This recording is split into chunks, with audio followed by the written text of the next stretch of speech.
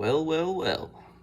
It's been quite a while since I've posted anything. As you can tell, my hair's got a little more frolicky, but besides that, not a whole lot's changed. Right now, we're in the process of working on the daily here, the Pontiac Grand Am, and we had some head gasket failure yet again. I don't know if, probably most of y'all won't know, but some of y'all that know me personally will probably know that probably about 7 months ago, we already had to do this job already because the head gasket started failing.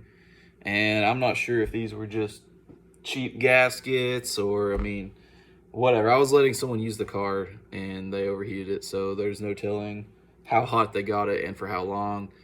All we know is we've got the motor tore down, got the heads and everything off now. It is savable, thank God. So we think we're gonna hopefully just be able to slap her back together and get maybe another 10 or 20,000 miles out of this engine. The block has got some scarring in the cylinder walls, and it's got 200,000 miles on it. It's about time to go ahead and do a swap, which just gives me an excuse to do a 3800 supercharged swap into this car, like I've always wanted to do. Or just get another 3.4 to put in it and get a Grand Prix or something. That'd be cool. But yeah, let's take you to the car and let's see what's going on here. So you can tell I got the whole front end off here and everything lined up. So, as I was saying a second ago, it's not going to be easy to tell. Obviously you can see some of the surface rust in there that's accumulated. I'm going to have to clean off. But underneath that little spot of WD-40 I sprayed in there, there's a few little gouges in the cylinder wall that kind of makes me a little nervous. And that is also the cylinder that was dumping coolant straight in. To the point to where it was so much coolant being dumped into the cylinder, the engine actually hydrolocked. So that's no good. We'll go over here and I'll show you the gasket. So this gasket, as you can see, has a bunch of spots where it was trying to clog on the portholes. But anyway, back gasket, right? Not so bad. Whatever. It's, obviously not the greatest, but that's nowhere near as bad as the front gasket. So like I said, that's the cylinder that was leaking coolant. And if you look at the gasket here, we might be able to figure out why it was just dumping coolant into the engine. So obviously that's a problem. And obviously the car was not having that anymore due to pretty obvious reasons.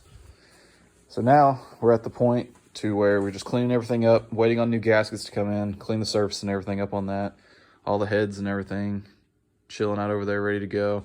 I do need to clean the rockers and push rods a little bit, make sure there's no rust or nothing metal or anything on those, metal shavings or anything like that. The oil came out here.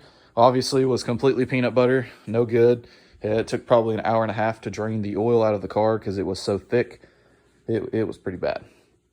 And this car has also sat for probably a month and a half out of commission before we started this teardown process.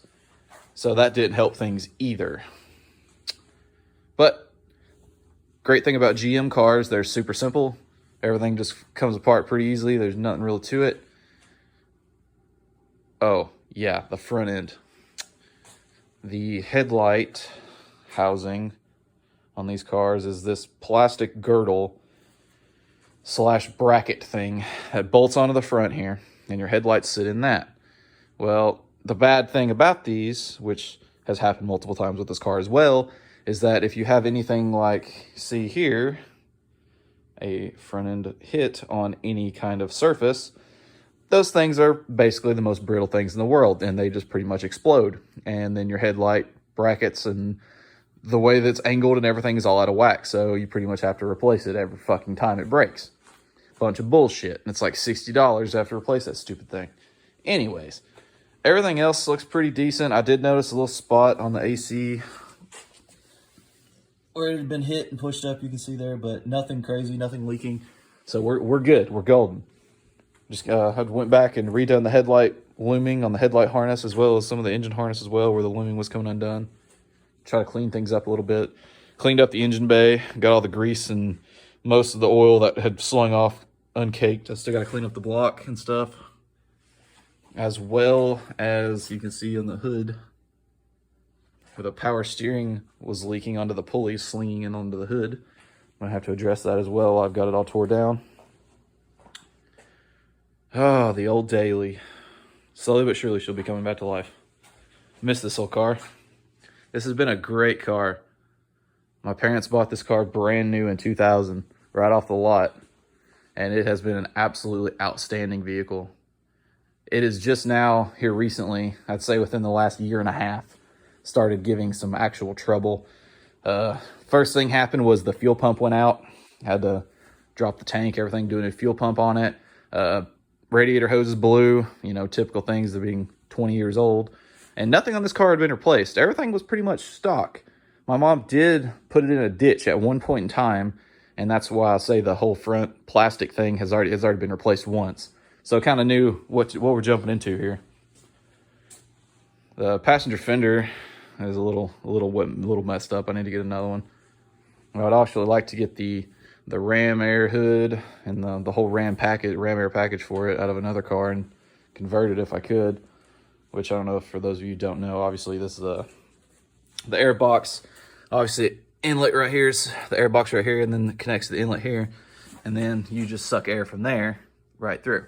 Well, with the Ram Air, you've got more of a plastic girdle here with a scoop that forces air this way, and then in the bumper, instead of having these two larger vents, you have two much smaller vents that kind of flows the air better, I guess. But you have those on that bumper, and then obviously it's functional. It goes through those vents into the thing, into the air box, and it's the Ram induction. I would really like to convert to that. Like I said, this is all just all plans. There's a lot of things that could happen. I'm just going with what might do for now. Get this engine covered back up.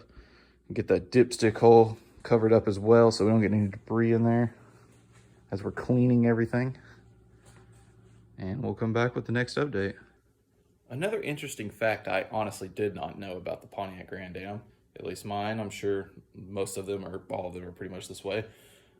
But the front, most cars, you got your metal front support for your bumper, right? Which is what you see this white foam sitting on. Well, most cars, like I said, that's metal and pretty sturdy, right? Well, apparently GM and Pontiac, when they made this car, decided to let's make it out of plastic, and all it has is the U-bolts that go through on both sides to hold it to the actual frame of the car, which I find absolutely, it works, but I'm pretty amazed that they decided to use plastic. And you can see on the sides here little drill spots, and obviously it's plastic. It's pretty wild to me, because that mounts your whole fog light assembly, everything. The whole front, basically, minus your headlight housing, is pretty much held with this plastic bar. So that's pretty neat. I guess it saves some weight, and it's probably a lot cheaper than making them out of metal. It's just surprising. Honestly, I don't think I've owned any other vehicle that piece has been plastic. So that's definitely a first for me on this one. Here's another beautiful thing about leaving your car unattended for weeks at a time. Because when you come back to it, you might never know what you're going to find. Like a rat in the car. And I know it's a rat or a mouse, because it was a lot more. I've already cleaned some up. And what very upsets me is this little guy got in here to my car, to the back seat, and started chewing right by where one of the buckles comes through on the back seat. And you can tell he took a nice chunk out of it.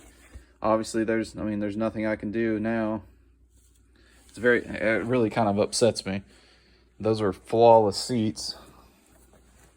And due to the fact that the car has been sitting unattended in the shop, some little field mouse or whatever has decided, hey, it's warm in here, I'm gonna go in here and make a home inside your vehicle. I don't know if he's still inside there or not. My guess is probably in the dash. We'll see if we can lure him out or if he has vacated the property. I don't know. It's not one thing, it's another.